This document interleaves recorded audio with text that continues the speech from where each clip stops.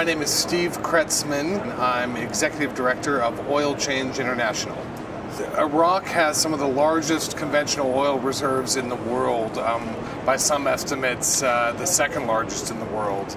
And American planners knew this going into the war. There's no doubt that oil is at the top of the foreign policy agenda of the United States and has been for a long time. And that's a really deep issue. It has to do with the intertwining of the oil industry and government in our country for the last 50 years. That's why we run a campaign we call Separation of Oil and State. And we're really trying to target politicians who are on the take from the oil industry, expose how much money goes from the oil industry to politicians, and really begin this kind of fundamental shift that we need to get away from this problem that we're seeing again and again and again.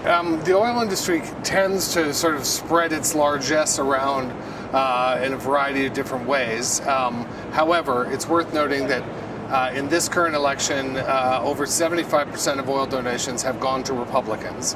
And Barack Obama does not take any political action committee donations from oil companies. So he has gotten donations from oil industry employees, probably management, but he hasn't gotten donations from oil industry PACs. By comparison, John McCain has gotten at least 1.3 million in this cycle so far, and he's continuing. He will be the oiliest candidate ever, possibly surpassing George Bush by the time we're done with this election.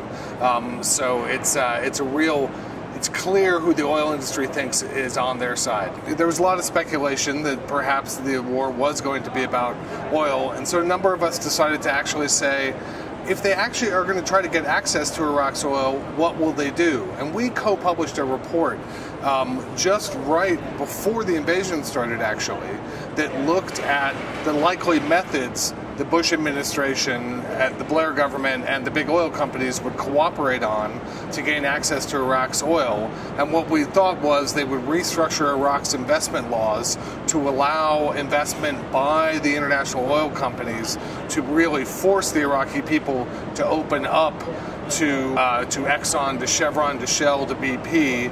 And sure enough, lo and behold, this is exactly what materialized several years later in the original draft Iraqi oil law, which is still being debated today in the Iraqi Congress. The Iraqi oil unions have done a great job at resisting this agenda that's been being pushed by the Bush administration, and even some by members of Congress in the U.S., but it's still a very, very big fight. They still talk about the need to pass an Iraqi oil law. Well, really what they're talking about is the need to privatize Iraq's oil resources for the benefit of Exxon, Chevron, Shell, BP, etc. It looks very likely that the United States is going to have a significant presence in Iraq for a very long time to come, and it's very likely that that has everything to do with Iraq's oil resources, first and foremost, But the only way we're going to get off of that is to make it very clear that we don't actually need oil anymore. And that's, the good news is that there are clean energy technologies available today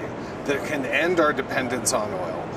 And that can really help us, sort of get free of oil once and for all.